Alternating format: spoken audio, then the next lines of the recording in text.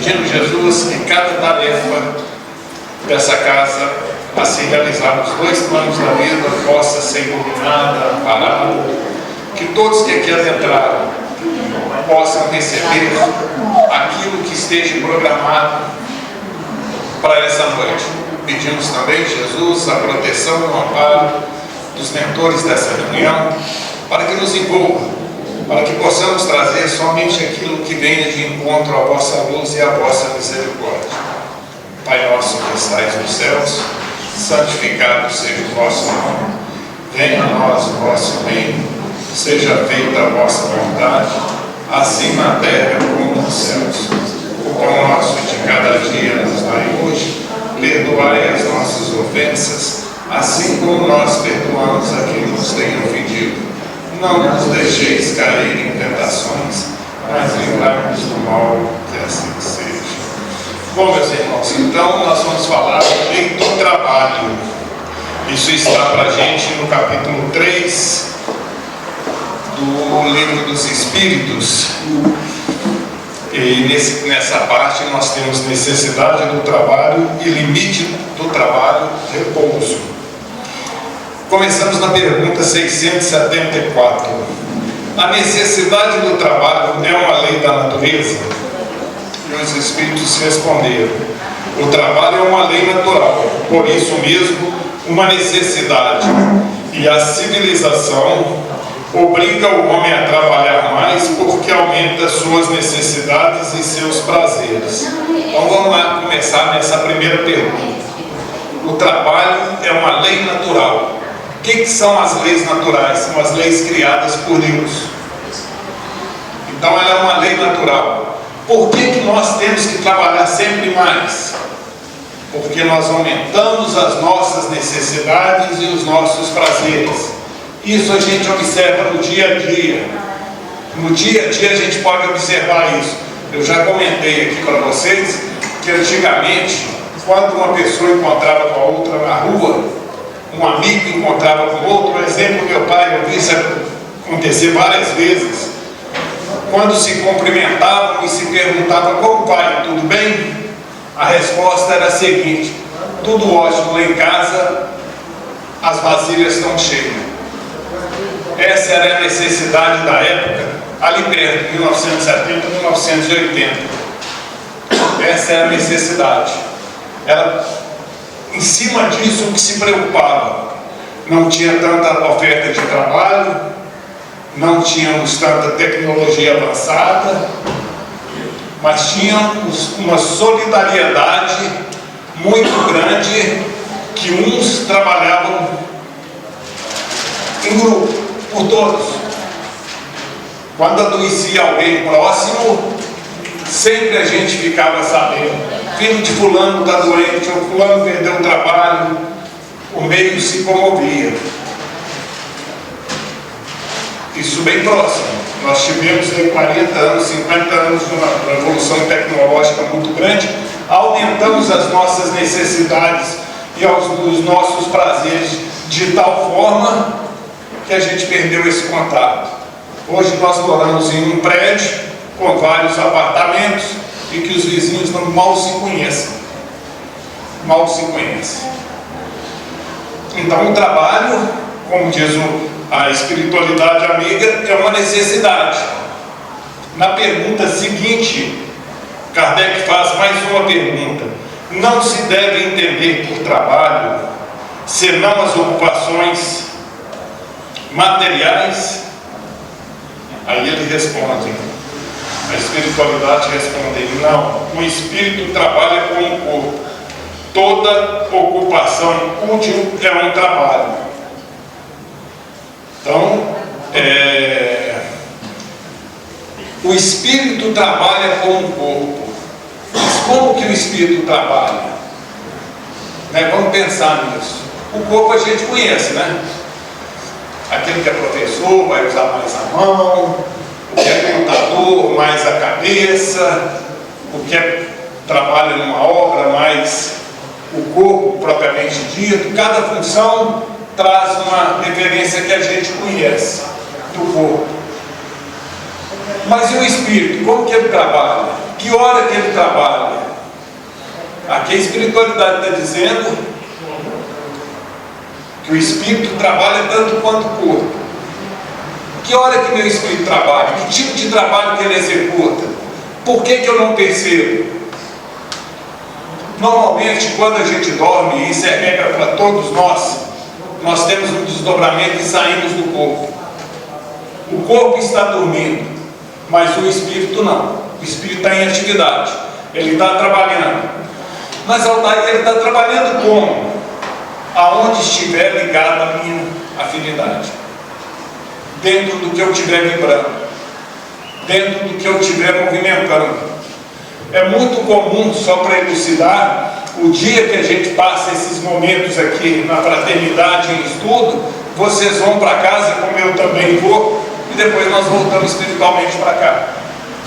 E damos sequência no aprendizado, no trabalho, no exercício de crescimento. É nesses momentos que o Espírito trabalha. Tem um outro trabalho também que o Espírito nos auxilia muito, que é através da busca do conhecimento, do aperfeiçoamento, onde a gente procura se melhorar um pouquinho a cada dia, através das informações que nós recebemos, até mesmo das informações espirituais. É uma maneira de colocarmos o nosso espírito mais equilibrado para o trabalho. Então, na hora de dormir, é importantíssimo que a gente selecione o que pensar, o que vai ler e o que vai ver na televisão. Porque dependendo do que eu estiver pensando, vibrando, eu vou estar atuando nesse meio. Tem noites que às vezes a gente amanhece, que a gente está, como nós dissemos na nossa expressão, moído, né? Parece que nós tomamos uma surra, porque nós estávamos em atividades, boas ou ruins, vai depender da qual a gente estiver associado. Tomar muito cuidado com o sonho, viu, gente? Vou fazer uma parte aqui, porque nós só lembramos de pequenos fragmentos, se você acordar no momento que você está sonhando, você vai lembrar. Então você lembra de um pedaço, um pouquinho do sonho, você nunca lembra do todo. Por isso que tem uns sonhos que são bizarros, são sem explicações, e normalmente a gente lembra desses momentos quando a gente está voltando para o corpo. A gente está chegando no corpo, que se acorda, né? Um outro exemplo de que o espírito sai para trabalhar. Quem aqui já sonhou que estava caindo? Mas observa uma coisa, você nunca acaba de cair. Sabe por quê? Você chegou no corpo. É a sensação que você tem do espírito chegando no corpo. Então dá a sensação que você está caindo, você está voltando. E como que esse espírito é ligado ao corpo? Cordão fluídico. É um cordão que o espírito tem, que ele pode andar distâncias enormes, mas espiritualmente eles veem o cordão.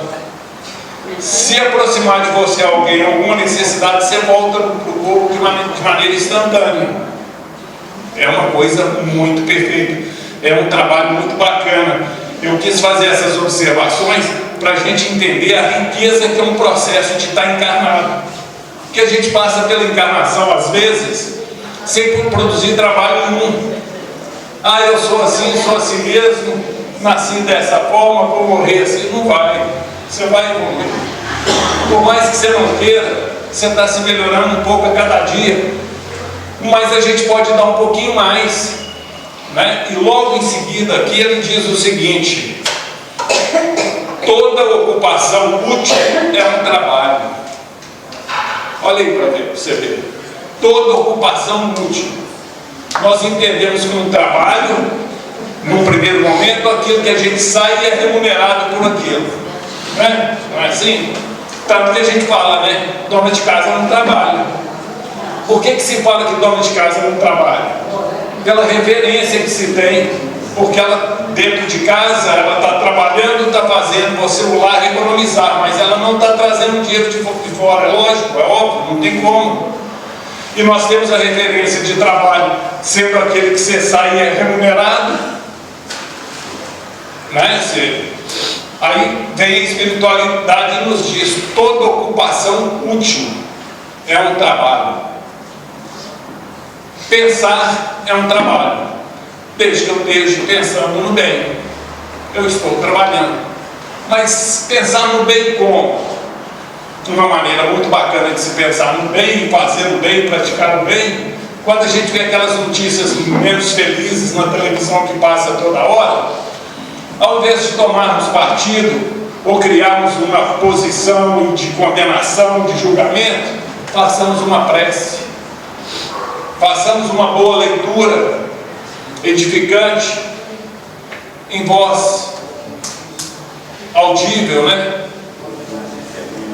Para que todos que estejam próximos possam escutar, inclusive no plano espiritual.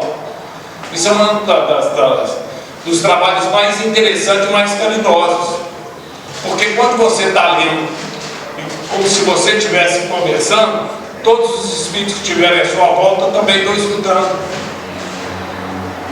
Altair, mas não dizem que o espírito escuta por pensamento? Sim, já um pouquinho mais adiantado. Se a gente desencarnar amanhã, a gente vai ter a sensação dos órgãos todos que a gente tem ainda. Nós vamos ter que passar por um processo. Então é bom que a gente... É o mesmo efeito da música para a gente. Nos traz conhecimento, nos aperfeiçoa. Pergunta 676. Por que o trabalho é imposto ao homem? Então o trabalho aqui agora já não é uma opção. A espiritualidade está dizendo que ele é imposto. É uma consequência de sua natureza corporal. É uma expiação e ao mesmo tempo um meio de aperfeiçoar sua inteligência. Sem o trabalho, o homem permaneceria na infância da inteligência. Por isso mesmo, ele não deve seu sustento, sua segurança e seu bem-estar, senão ao seu trabalho e à sua atividade. Aquele que é muito fraco de corpo, Deus deu a inteligência para isso suprir, mas é sempre um trabalho. Então, ele vem trazendo aqui que é uma consequência da natureza humana. Sem o trabalho, nós permaneceríamos na infância espiritual, porque o trabalho faz a gente desenvolver mentalmente em qualquer situação que a gente esteja, em qualquer situação.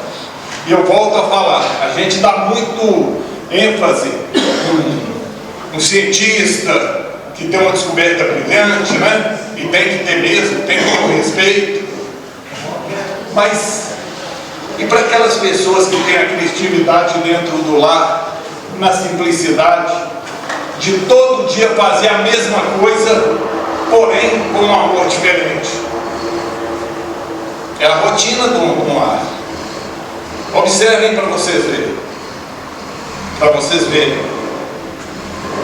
É levantar, café da manhã, arrumar a casa, almoço, jantar, dormir, levantar e aquela sequência. Gente, tem que ter muita criatividade, muito amor. E tem, o espírito tem, porque ele vai evoluindo, ele vai crescendo. Logo em seguida ele diz que é uma expiação. O que é expiação e ao mesmo tempo um meio de aperfeiçoar a inteligência? O que é espiar? Espiar é praticar. Eu tenho as minhas necessidades no processo reencarnatório. Vou pegar nas últimas 200 encarnações para cá. Nós aqui já fomos de tudo. Você já foi homem, já foi mulher, já foi pedreiro, já foi médico, provavelmente advogado. Todas essas profissões que nós conhecemos aí, nós já transitamos nela. E hoje estamos estagiando onde estamos. Em meio à sociedade, a sociedade elege algumas profissões, alguns trabalhos que poderíamos dar um nome assim de elitizados. Médico, por exemplo. Todo mundo olha o médico de maneira diferente, não é? Mas vamos entender o conjunto do trabalho? Quem que é mais importante? o médico que vai fazer a cirurgia, o enfermeiro que está ali preparando, o faxineiro ou a faxineira que esterilizou o ambiente. Vou parar só nesses três aqui.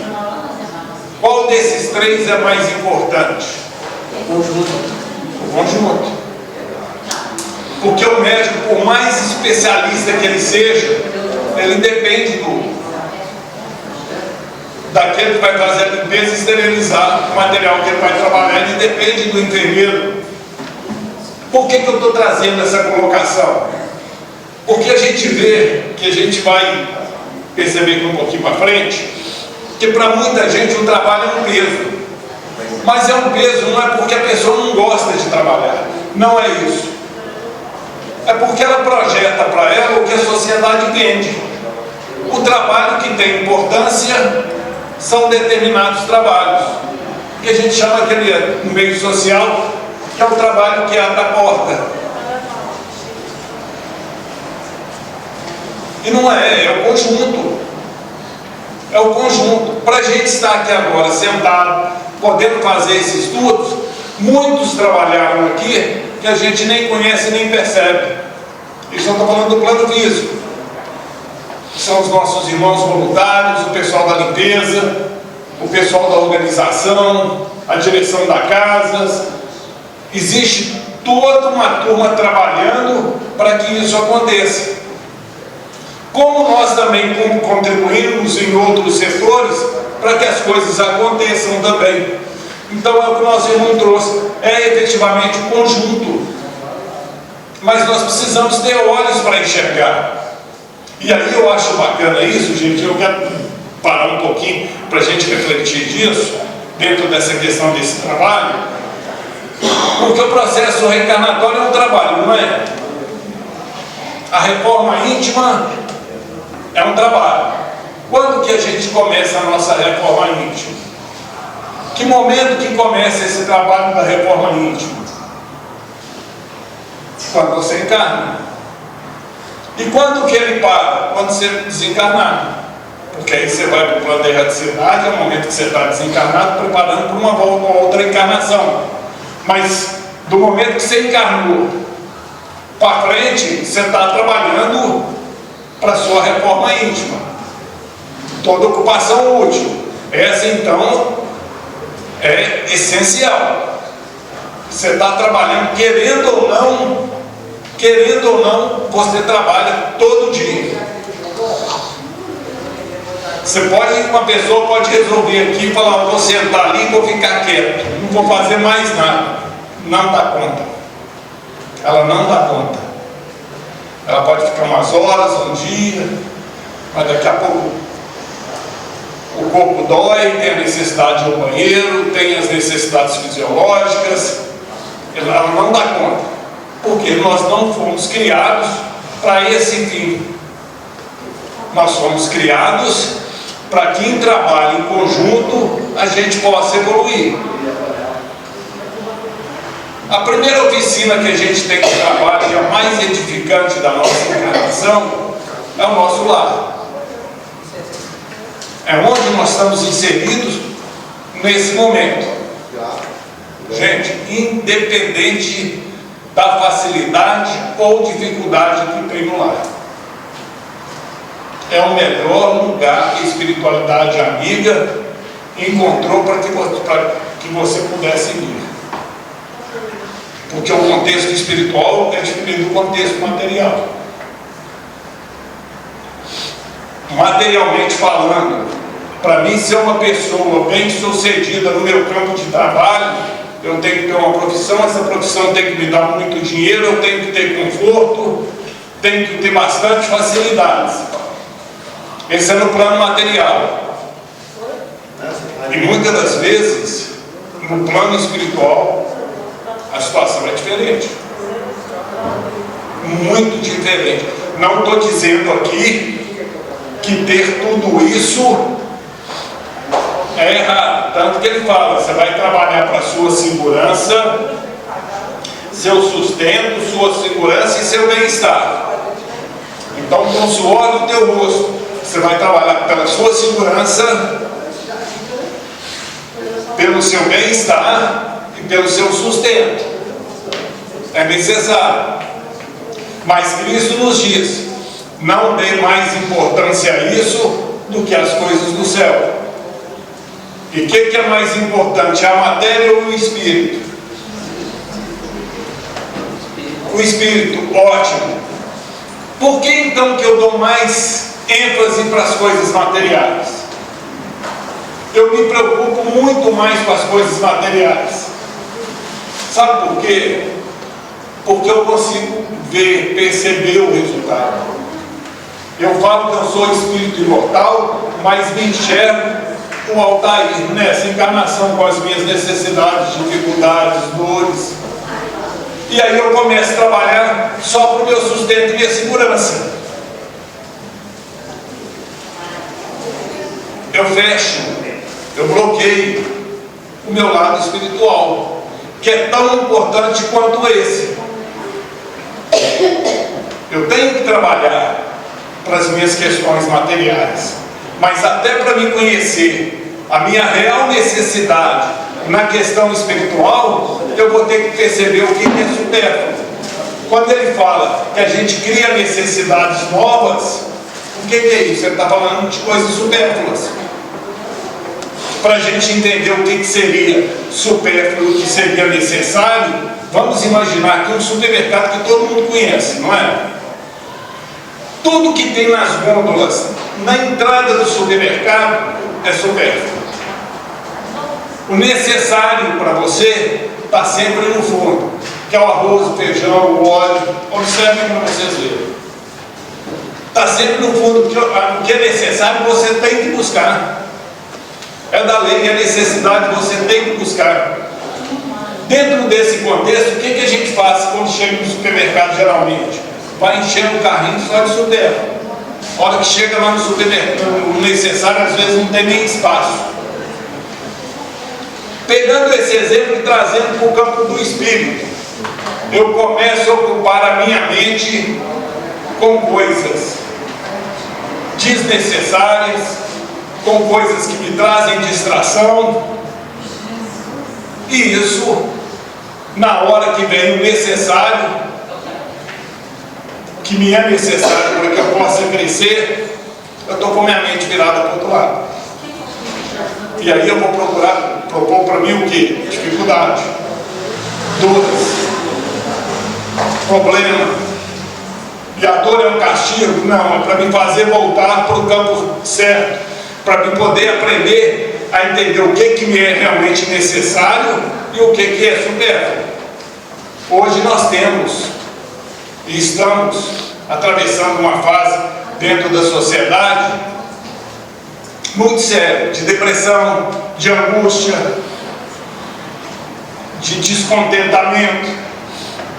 Mas quando você chega para as pessoas e começa a conversar nesse sentido, ela está sempre com esse sentimento pelo que é supérfluo. Quando a pessoa chega em casa, que é um outro exemplo, que já aconteceu, tenho certeza aqui com vocês, você abre a geladeira e fica olhando para ela sem saber o que você vai comer. O que você escolhe? Por que a gente tem esse sentimento, essa ação? Porque nós estamos saciados, nós estamos ansiosos, falta de ocupação, falta de ocupar a mente com algo edificante. Altair, mas dentro de casa algo edificante? Tem. Tem uma louça na pia para lavar. Olha, mas isso é edificante? É. Para uma mãe que trabalhou o dia inteiro, é edificante.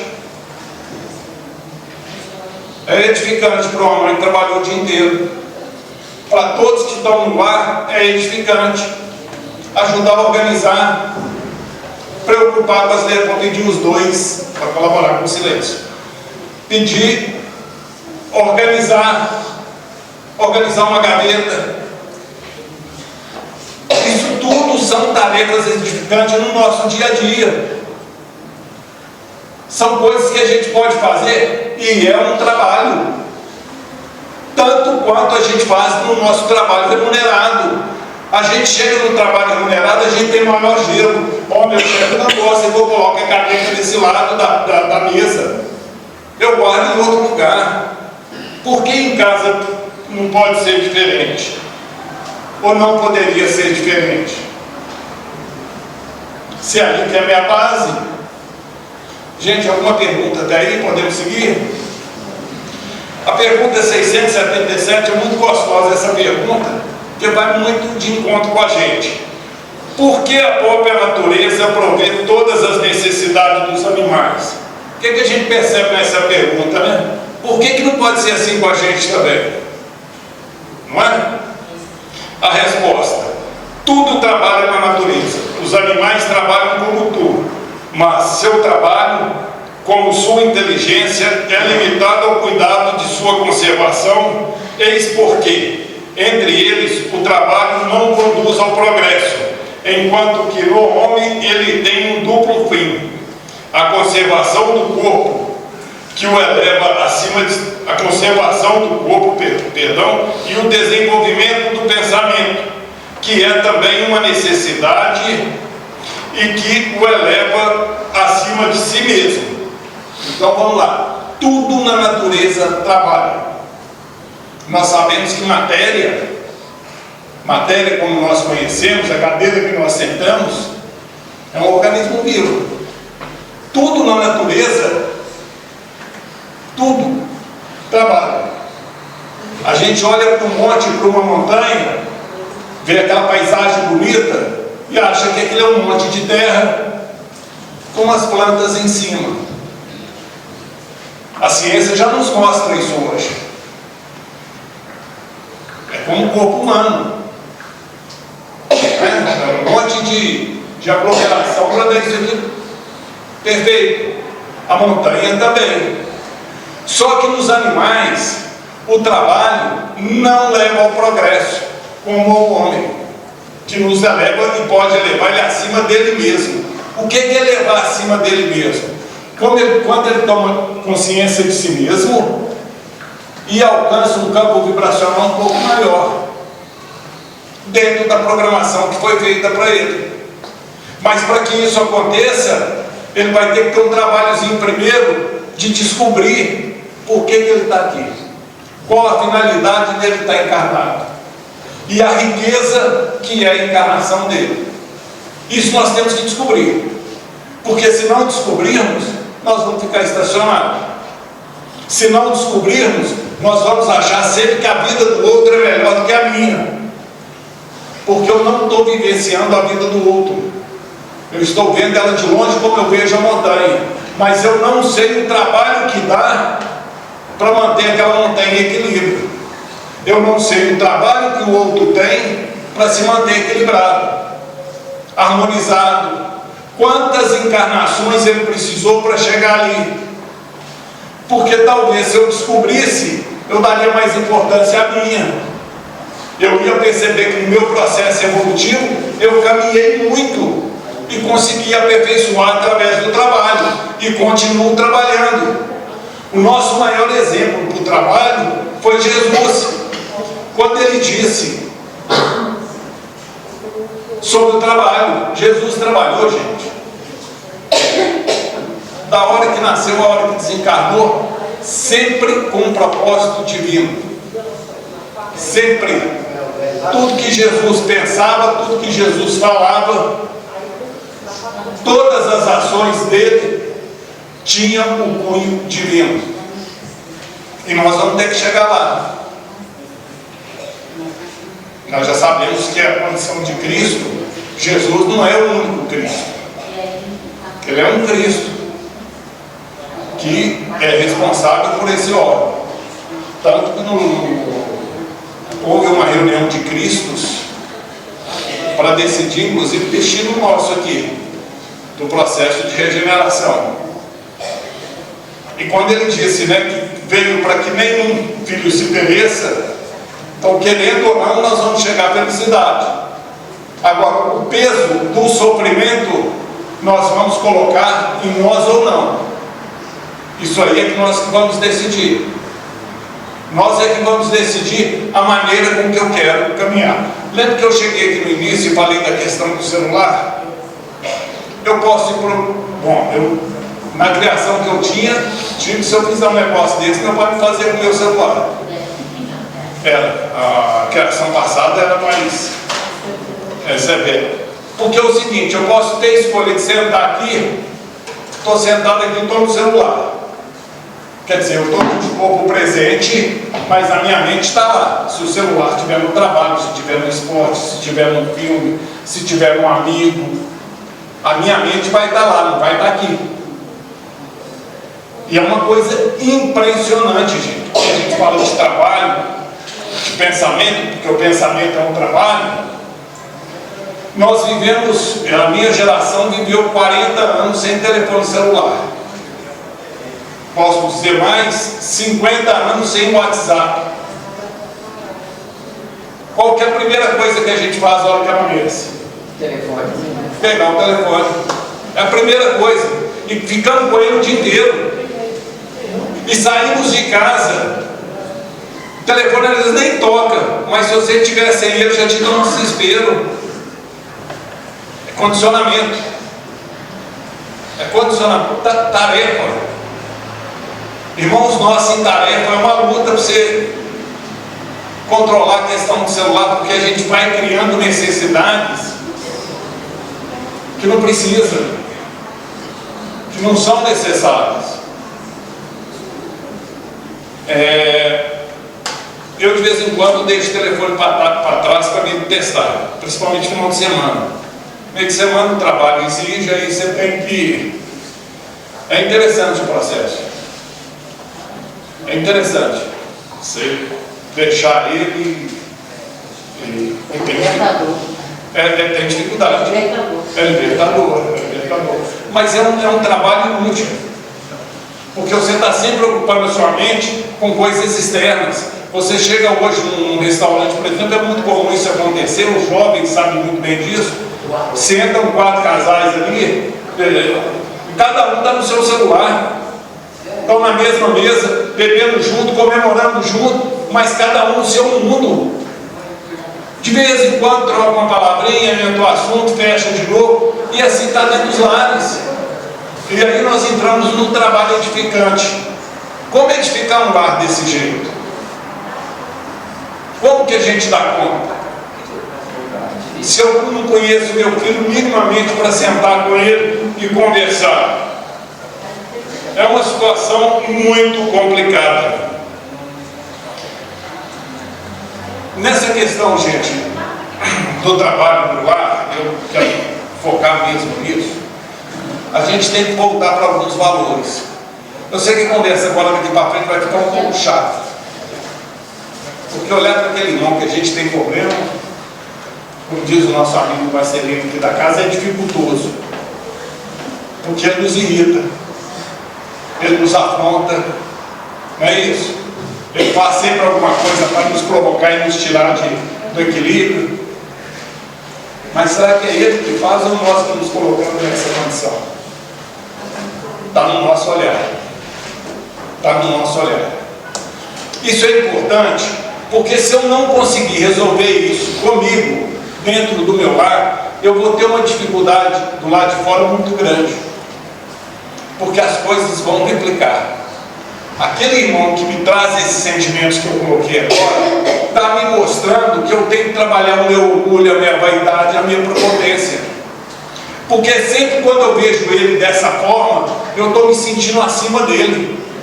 E estou pensando sobre ele com os valores que eu tenho. Não vai dar certo. Porque ele é outro ser. Nós precisamos aprender a deixar o outro ser quem ele é. Entender as necessidades, valorizar o que ele tem de bom e, através dos exemplos aí de um trabalho edificante, trazer algo novo para ele, para que ele possa mudar, para que a gente possa mudar o contexto. Porque senão as coisas vão continuar replicando na nossa vida. Na psicologia, na terapia, os terapeutas comentam muito isso. Quando uma mulher ou um homem tem um pai que ele não gosta, que ele tem dificuldade, a tendência dele arrumar um parceiro igual é de 90%. Sabe por que isso acontece? Porque não foi trabalhado aquilo que é necessário. E a lei divina é perfeita. Se eu vim para trabalhar alguns valores dentro desse campo de sentimento do amor, se eu não trabalhar com meus pais, nem do lar que eu estou inserido, o próximo lar que eu tiver, o problema vai estar lá, porque o problema é comigo, a necessidade é minha. O processo evolutivo é meu.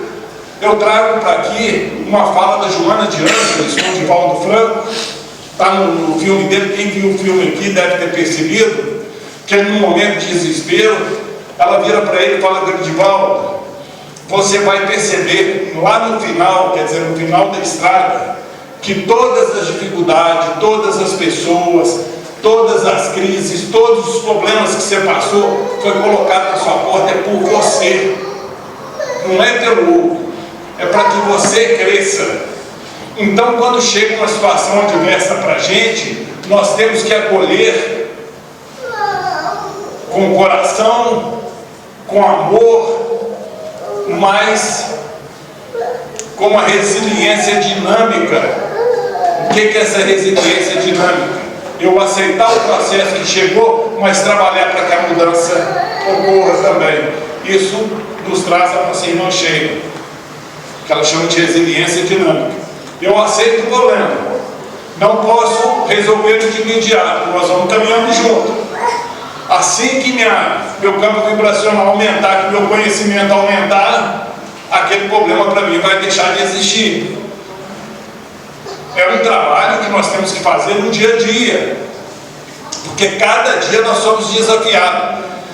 E voltando a frisar, prestar bastante atenção no que é necessário e no que nos é supérfluo, porque nós estamos sofrendo muito por coisas desnecessárias. Meu trabalho pessoal é na área de imóveis, documentação de imóveis, compra e venda de imóveis.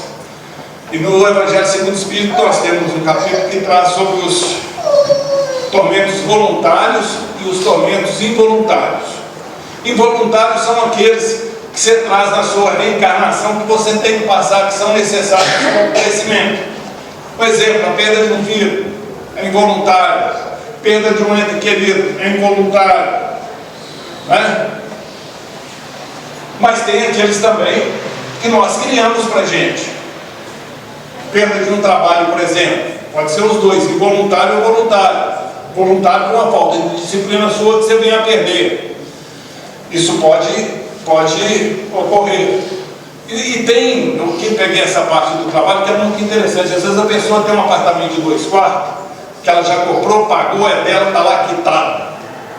Aí vem uma criança, ela visita um amigo, aí ela percebe, ela não está pequena, eu preciso de um 3 quartos.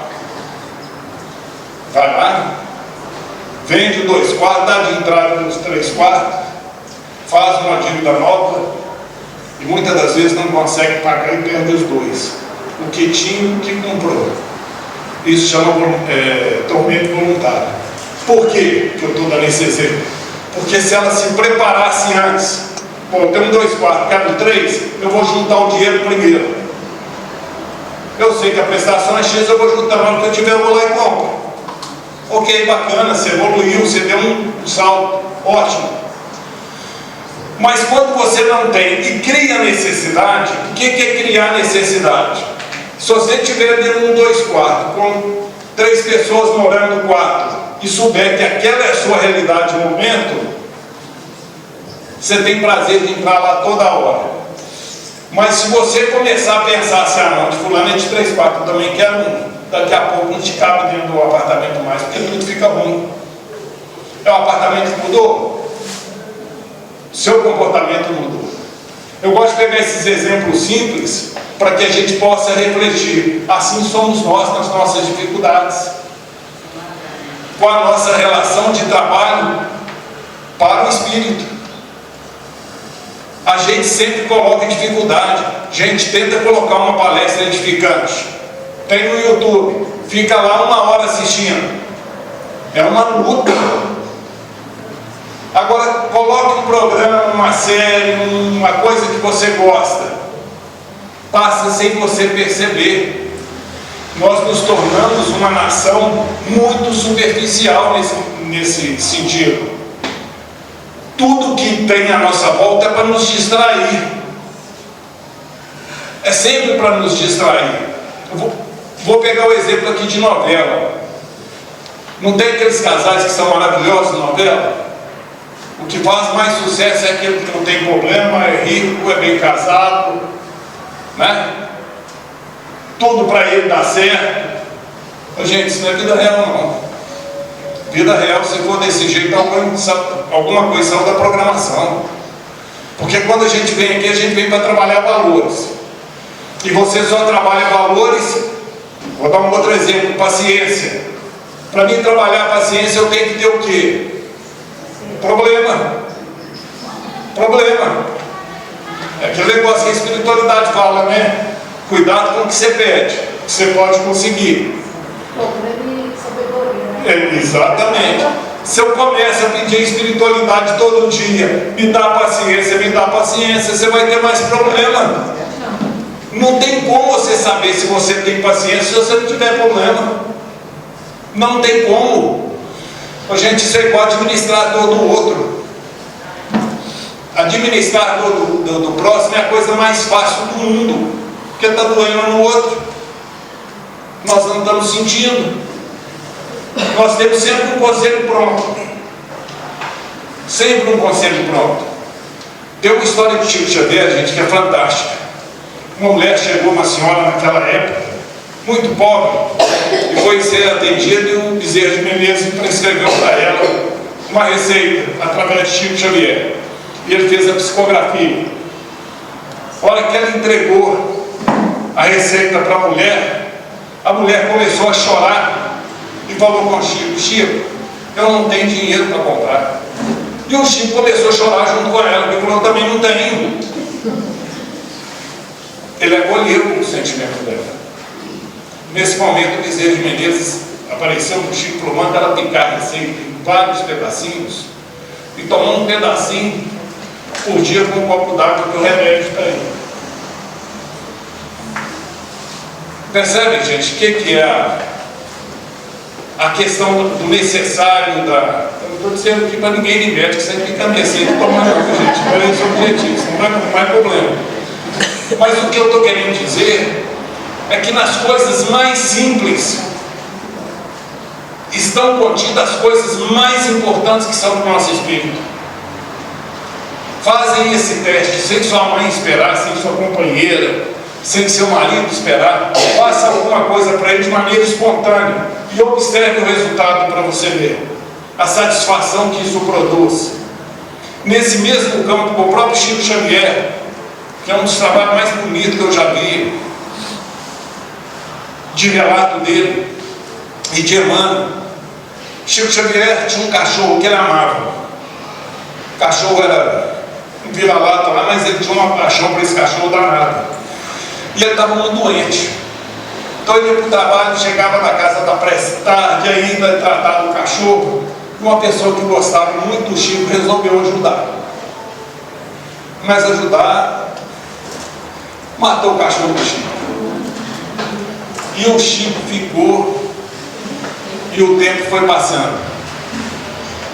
Um dia, Emmanuel chega para o Chico e fala: Chico, nós estamos precisando começar um trabalho novo, mas tem um sentimento aí no seu coração, tem uma mancha aí que está atrapalhando. Você vai ter que resolver isso. O Chico pensou, ele sabia do que se tratava, falou: Emmanuel, mas matou meu cachorro, né? Ele falou: pois é.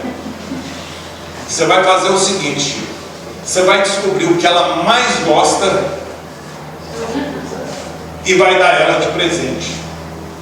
Chico virou para ele e falou: mano, ela matou meu cachorro, eu sinto até que eu dou para ela a coisa que ela mais gosta. E Emmanuel falou: Chico, isso não é uma receita minha não, isso é uma receita de Jesus. E Chico fez. Descobriu na época que ela gostava de costura, e ela tinha um sonho de ter uma máquina de costura. Deve ser essa da Cinja antiga, né? Que o Chico pagou aí mais ou menos por aí, várias encarnações. Quando o Chico chegou para essa mulher e deu a máquina para ela, A alegria dela foi tamanha que saiu uma luz do peito dela e foi em direção ao peito do Chico. E ele percebeu o que estava acontecendo. E essa mancha saiu. Gratidão, gente. Sentimento de gratidão. Por isso que eu trago que essas coisas simples, de agradar uma mãe, de agradar um irmão, de agradar aqueles que estão no lar, proporcionar um ambiente mais equilibrado, isso não tem preço. Provavelmente você não vai receber elogios, mas você vai perceber no olhar das pessoas esse sentimento da gratidão, e é esse sentimento que nos fortalece. Porque a satisfação é de quem recebe, a satisfação de quem está fazendo também Exatamente, é duplo, porque tem sintonia, é de lá, é dos dois, né? Nós precisamos aprender, nós estamos faltando poucos minutos, a sair do conflito. A gente trabalha muito pro lado errado. Ter raiva dos outros, gente, traz uma angústia terrível. Ter raiva do próximo, ter ódio, hein? Sim, se fosse fácil não teria valor. Mas o problema é o seguinte, eu sempre digo, é o nome da senhora? A Badia trouxe pra gente que tem hora que é inevitável, dá vontade de torcer o pescoço. Dá. Tem um mentor lá em Sabará, chama Pedrinho, que ele diz assim: olha, aquela pessoa que você tem muita dificuldade com ela, que você não tenta chegar perto dela, faz o exercício. Dá nela um beijo, corre para debaixo da cama e esconde. Inicia por aí. Depois você começa a pegar a mão. Daí um mês você já vai começar a olhar ela diferente. Daí 3 meses você consegue dar nela um abraço. Daí para voltar a ser o amigo e a pessoa que você amava, é um pulo. Porque é o seguinte, gente, não tem ninguém que a gente odeia. Não existe uma pessoa que você odeia que você não tenha amado essa pessoa antes. Não tem como.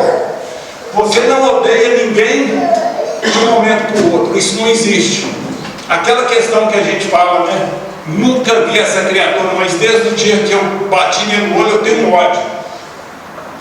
Nessa encarnação você não viu, não.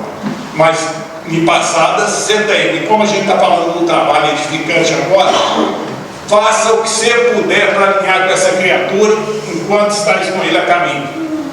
Porque é aí que está a necessidade. Não pergunta quem está certo. Não entra nesse julgamento. Porque hoje nós temos só uma fração do todo.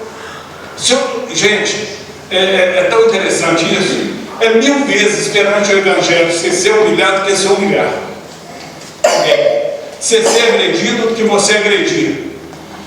De você ser ofendido do que você ofender. Por que eu estou falando isso? Às vezes essa pessoa que a Badia trouxe aqui, e que ela receba aí a luz da espiritualidade amiga, aí vocês estão andando às vezes 700, 600 anos para conseguir uma encarnação para reencontrar, e vieram do outro lado lá com um acordo de conseguir. Com acordo de conseguir. Vou dar um exemplo. Seu nome? Márcio. Altair Márcio. O Altair prejudica o Márcio numa encarnação de maneira absurda. O Márcio vai guardar essa mágoa nessa encarnação, para ajustar isso espiritualmente, para que a gente volte, e eu volto em condições de ressarcir o Márcio, porque o perdão divino ele tem 3 passos. Primeiro, eu tenho que ter e querer admitir que eu errei. O segundo, eu tenho que pedir ele o perdão. E o terceiro, tem que ter a reparação. Esse é o perdão divino. E às vezes a espiritualidade vai trabalhar conosco a vida inteira. 4, 5 encarnações. Quando chega aqui o passo bate o olho em mim, com toda a razão, vem aquele sentimento de falar: não gosto nem de olhar para o Altair. E está com razão. Quando acontece isso, a gente tem que dobrar a nossa carga de amor. Tem que dobrar. É para isso que nós viemos. Ah, mas eu vou vou ter que andar lado a lado com o Márcio, vai ter que andar lado a lado com o altar. Não foi isso que Jesus disse. Amar não é andar lado a lado, é não ter por outro nenhum tipo de sentimento contrário à lei divina. É eu observar, o Márcio me observar, isso não mover nele nada. No filme do Divaldo Franco, ele recebe uma criança, e na hora que ele recebe a criança, o amigo dele lá vira para ele e fala assim: Divaldo, não tem lugar de colocar mais nenhum, não tem documento. Ele falou: vou adotar. Aí ele fala: tem 400 anos que eu estou esperando por ela. 400 anos. Gente, essa parte foi bacana. Já que nós entramos nesse contexto, se você quiser viver atrelado com uma pessoa daqui para frente por várias encarnações e correr o risco até de ter uma encarnação aí como siamesas, odeia. Porque o ódio aprisiona, o ódio algema. Agora, você quer se libertar? Ame. Não é da noite para o dia que isso acontece, gente, é um exercício. Não existe hipocrisia. Tem pessoas na encarnação que passa que te incomoda, mas nós temos que começar esse exercício, porque outros vão nos incomodar quando nos verem. Quando Jesus disse, né, com a mesma medida que medirdes, sereis medidos. Nós não sabemos do nosso conteúdo, nós sabemos dessa oportunidade, e que bom que é assim. Que bom que a gente pode estar aqui, um número aí significativo de pessoas, conversando sobre o Cristo, todos com olhares tranquilos. Você já pensou se aqui, se começasse aqui um reconhecer o outro de encarnações passadas? Imagina, a misericórdia divina trabalha a nosso favor. Misericordioso, a misericórdia divina trabalha a nosso favor, mas nós também podemos dar o passo.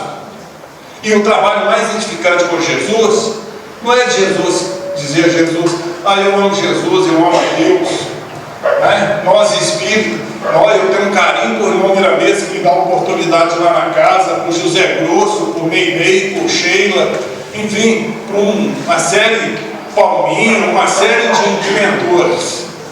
A pergunta que a gente tem que se fazer é a seguinte, essa é a mais importante: eles amam Cristo e fazem a vontade do Pai. Como está a minha relação de trabalho com o Pai? Como que eu estou me sintonizando com Deus e com Cristo? Tem como eu dizer a Jesus, a Deus, que eu amo, odiando o filho dele? Como que processa isso? É complicado. Nós já temos condições morais e espirituais para entender isso, mas o nosso orgulho, a nossa vaidade, o nosso egoísmo às vezes nos projeta para um lugar que não é muito interessante. E aí não é questão de julgamento de valores não, viu, gente? Aqui o Altair está falando do Evangelho, vai ver o Altair tomando uma fechada no trânsito. É nesse momento que nós nos conhecemos, pelas nossas reações. Observe sempre as suas reações. É nesses momentos que você se revela dentro daquilo que é a sua maior necessidade. Se prepara para as coisas. Tem uma fala aqui do ex-presidente da casa chamado Carlos, é muito interessante. Ele trabalhava numa empresa e tinha um cara nessa empresa que, quando tinha reunião, ele sempre desequilibrava com esse cara. E quem conhece o Carlos sabe que para você fazer ele desequilibrar, você tem que fazer um pouquinho de força. E ele desequilibrava. E um dia um diretor virou para ele no corredor e falou: cara, se você sabe que ele vai te desequilibrar, por que você deixa? Se nós sabemos que nós temos dificuldade com a pessoa, por que nós entramos na sintonia dela? Por que o que aquela pessoa faz impacta tanto para mim? O problema não está nele, está em mim. Você quer ver uma coisa interessante? A pessoa que você gosta de dar uma resposta, você passa por ela e o outro lá, que você já tem um quesinho. Se ele der uma resposta mais ou menos, você já fica doido. Porque o problema está na gente, não está no outro. Então, trabalhar para o Espírito, trabalhar em Espírito, é tanto encarnado como dormindo. Encarnado, aproveitando essas oportunidades, eu agradeço a Badia imensamente por ter trago esse assunto, porque é um assunto inerente da nossa encarnação. Todos nós temos aqueles que a gente tem imensa dificuldade, temos imensa dificuldade, e é esse gente que a gente tem que voltar a olhar, mas não olhar do Altair, não olhar da Badia, olhar do Cristo, mas dentro daquilo que a gente está contra. Se eu não dou conta de estar perto da pessoa, eu começo fazendo para ela uma prece à distância, coloco ela nas minhas preces, começo a trabalhar mentalmente para a hora que eu for encontrar. Gente, essa questão do coração é muito sutil. Nós estamos no minuto final, nós participamos de uma casa e tinha um dirigente, uma pessoa de um conhecimento muito grande. Um dia ele estava falando sobre o amor e o perdão, e ele trouxe um relato muito interessante que aconteceu na casa que a gente estava chamando Mateus Tomás. Ele teve um desafeto com uma pessoa, já tinha anos, e ele achou que aquilo já estava resolvido, inclusive no meio que ele vivenciava, o pessoal perguntava: não, gente, isso já acabou. Um dia ele estava fazendo uma palestra, esse cara entrou na fraternidade, passou e ele viu. Ele falou que ele sentiu uma pontada no coração na hora. Ele não teve raiva, mas sentiu. O processo ainda não estava resolvido. Tem muita coisa que a gente acha que está resolvida e não está, porque precisa ser trabalhado.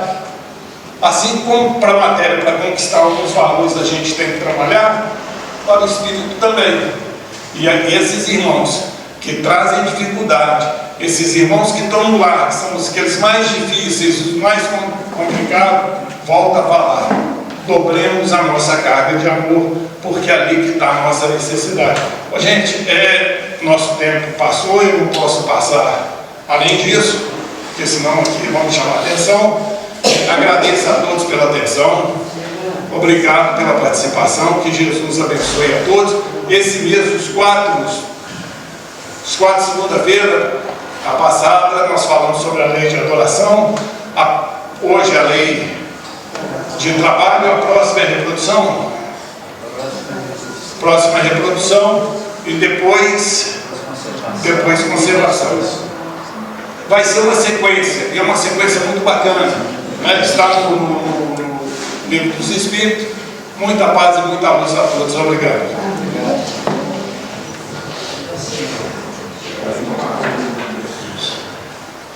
Bem, está aí as reflexões, né, do nosso irmão Altair. Nós estamos caminhando para o final da nossa reunião. Eu gostaria de dar um lembretezinho, né, sobre o atendimento fraterno que a gente tem aqui na casa. Ele acontece toda segunda-feira e toda quarta-feira, durante a reunião pública. Aquele que se interessar, né, que necessitar de um atendimento, é só dar o nome na recepção e será chamado durante a reunião para esse atendimento, na segunda e na quarta-feira. E na quarta-feira também nós temos a consulta espiritual, né? A orientação espiritual. Também é só dar o nome na recepção e aguardar aqui, assistir a reunião. E no final, quando terminar a reunião, vai vir a orientação espiritual já pronta para a pessoa. Então, são os dois atendimentos que a gente tem toda semana aqui na casa. Vamos ter aí, tem um cartaz ali na recepção, você já deve ter visto. Dia 27, o seminário sobre o livro Memórias de um Suicida. Não é uma palestra sobre suicídio, é um trabalho sobre o livro da Ivone Pereira, sobre o livro Memória do Suicídio, que é um livro muito importante, um livro que tem alguma dificuldade de entendimento, porque é um assunto que é complexo, né? Então esse seminário vai ser muito bom, vão ter abordagens que vão esclarecer muitas coisas, facilitar o estudo desse livro. Vai ser na Rua José Barra, ali aqui na frente, no espaço cultural ali que tem na frente, depois do Sambódromo. E ali no cartaz tem todas as orientações, tem os ingressos à venda ali na biblioteca. E convido todos vocês para que se interessarem, vai ser muito bom, vai ser um seminário que vai ter uma parte musical também, com o grupo Verbos Diversos e com o grupo Laboro, vai ter uma espécie de um teatrozinho do grupo Laboro, vai ter o Verbos Diversos cantando as músicas deles lá, vai ser muito bom. Vocês convido a todos a participar. No mais, vamos fazer a nossa prece de encerramento. Após a prece, aqueles que desejarem tomar o passo podem se dirigir aqui, vamos fazer uma fila aqui do lado. Vamos levar a nossa mente, o nosso pensamento até o nosso Pai Maior. E agradecer a Jesus por essa oportunidade do estudo, agradecer ao nosso irmão Altair pelo estudo que trouxe, pelas reflexões, os mentores da casa que nos permite, que nos dá a sustentação do trabalho. Que Jesus possa nos abençoar, envolver os nossos corações, os nossos lares na paz, harmonia e serenidade e nos acompanhar em paz e segurança até os nossos lares. Muito boa noite a todos e obrigado pela presença de vocês.